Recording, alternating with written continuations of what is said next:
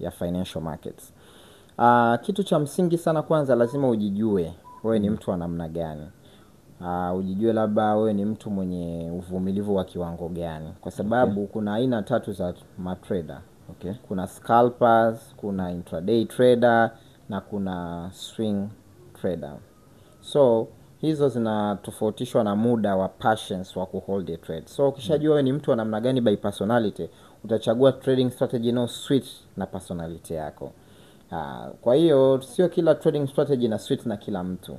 It depends with your personality. So vijana kwanza wanabidi wajijue wenyewe ni watu wa namna gani. Kama wewe sio mtu mvumilivu, unaweza ukachagua trading strategy ya intraday au scalper. Kama wewe unajijua ni mtu ambaye ni mvumilivu, unaweza ukachagua trading strategy ambayo ni ya swing trader. So trading strategy ni muhimu sana, na vijana lazima wazingatie personality zao wanavyochagua trading strategy. Kitu kingine, wa avoid sana kuswitch, kwa sababu ili uweze kuona matokeo ya jambo lolote hapa duniani inahitaji uwe na uzoefu na ubora, na skills zako kwenye hilo jambo ziwe za hali ya juu sana, ndio utapata matokeo kwenye jambo lolote.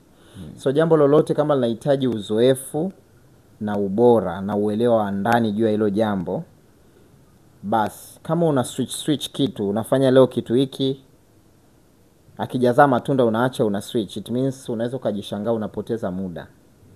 Ni vizuri sana wazingatie kuwekeza muda wa kutosha kwenye kumaster jambo, kwa sababu akili ya mwanadamu tu inahitaji masaa 10,000 kuweza kumaster au kuwa bora katika jambo fulani. Masaa 10,000 ni moza ni miaka 2-3. Umenielewa? Sasa kama kijana ana uwezo wa kufanya kitu mwezi mmoja kimekwama, ana switch, huwezi kuwa umefanikiwa.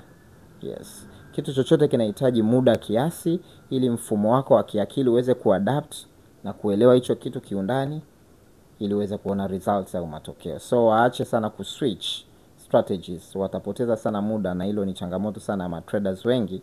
Unakuta mwisho wa siku umekuwa kwenye soko kwa muda mrefu, lakini hakuna kitu ambacho you are the best at it, because umekuwa ukichange sana strategies. Nafikiri hicho ndo kitu au sababu ya watu unakuta wana switch sana pia kwa mentors.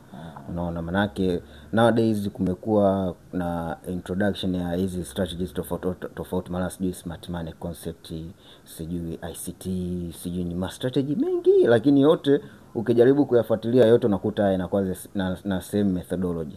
Na wewe kwenye bio ya Instagram yako umeandika professional supply